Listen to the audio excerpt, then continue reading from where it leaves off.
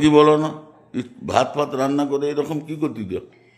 ভাত না, এগুলা দিয়ে হবে ফ্রাইড রাইস, জানলে।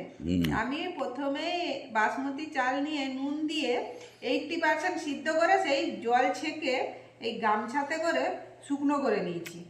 দেখছো, পুরো ঝরঝরা হয়ে গেছে, চালটা ঝরঝরা হয়ে গেছে। এবার এটাকে আমি ফ্রাইড রাইস তৈরি করব। আর কি করবে?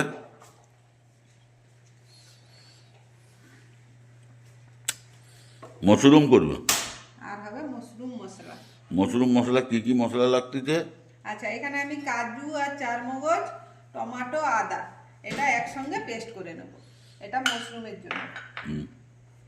আর এখানে ফ্রাইড রাইসের জন্য আমি এখানে গাজরকে মানে গ্রেট করে নিয়েছি, আর নিয়েছি কাজু, কিশমিশ, দারচিনি, এলাচ, লবঙ্গ। কড়াতে আমি এবার তেল দিয়ে দেবো কিছুটা, আর ঘি দিয়ে দেবো কিছুটা। অল্প তেল অল্প ঘি দুটো মিক্সড করে করবো। তাহলে কি প্রথম মশরুম ইয়ে করবে? প্রথম করবে। আমি নিয়ে আসি ঘিটা, নিয়েছিলাম কিছুটা দিয়ে দিচ্ছি গাওয়া ঘি।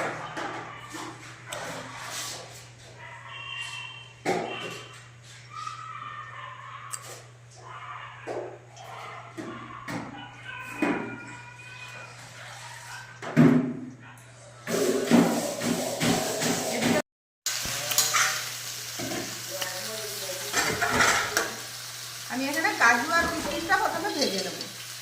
প্রথমে কাজুটা ভেজে নেবো। কাজুটা ভাজা হয়ে গিয়েছে, এবার কাজুটা আমি তুলে নিলাম।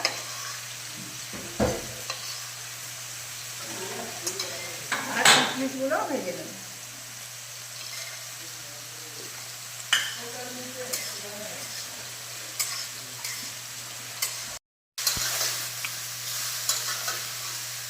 এবার কিশমিশগুলো তুলে নিলাম।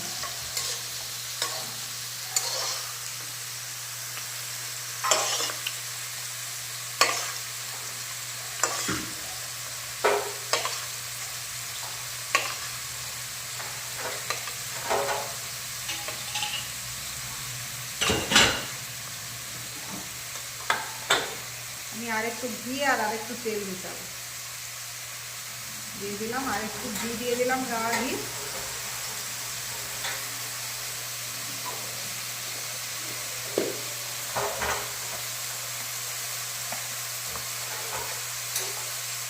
আর একটু সাদা তেল দিয়ে দিলাম।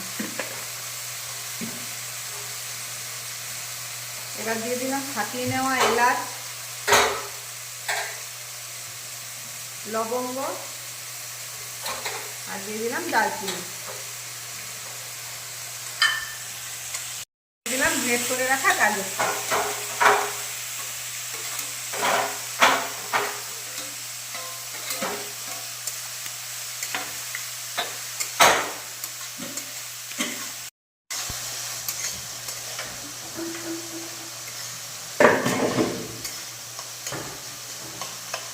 গাজরটা ভাজা ভাজা হয়ে গিয়েছে, এবারে দিয়ে দিলাম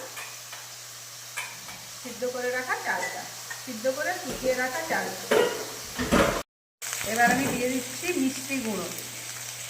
মিষ্টির জন্য দিয়ে দিলাম মিষ্টি গুঁড়ো, কেউ এখানে চিনি দিতে পারবে। আর দিয়ে দিলাম ভেজে রাখা কাজু আর কিশমিশগুলো। হয়ে গিয়েছে আমাদের ফ্রাইড রাইসটা, খুব সুন্দর ঝরঝরে একদম ফ্রাইড রাইস।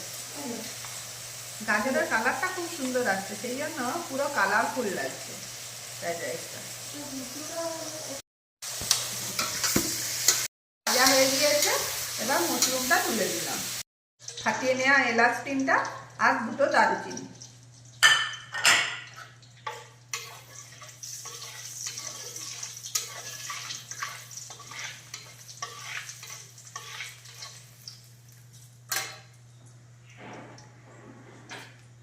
গরম মশলা থেকে খুব সুন্দর সেন্ট বেরিয়ে গিয়েছে। এবার আমি দিয়ে দিলাম পেস্ট করে নেওয়া মশলাটা।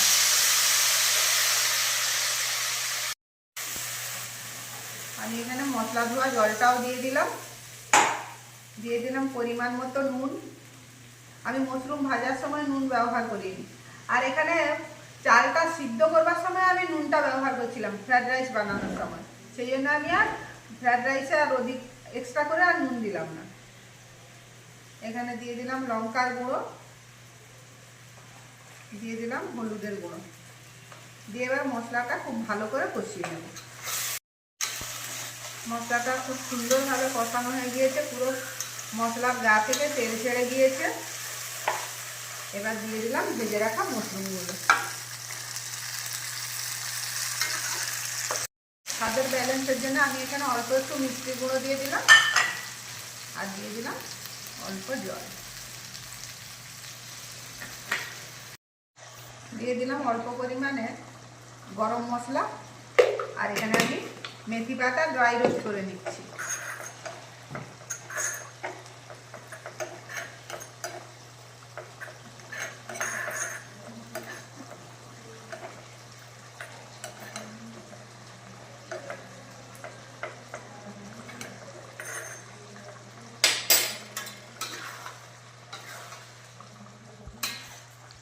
ছড়িয়ে দিলাম। মেথি পাতা দিলে যে কোনো তরকারির স্বাদই আলাদা হয়ে যায়। রেডি হয়ে গেল আমাদের মাশরুম মশলা। খুব সুন্দর হয়েছে। দেখি ফ্রাইড রাইসটা কিরকম ঝরঝরে হয়েছে, একদম ঝরঝরে সুন্দর কোয়ালিটি। আর মাশরুমটা, মাশরুমটা বহু সুন্দর।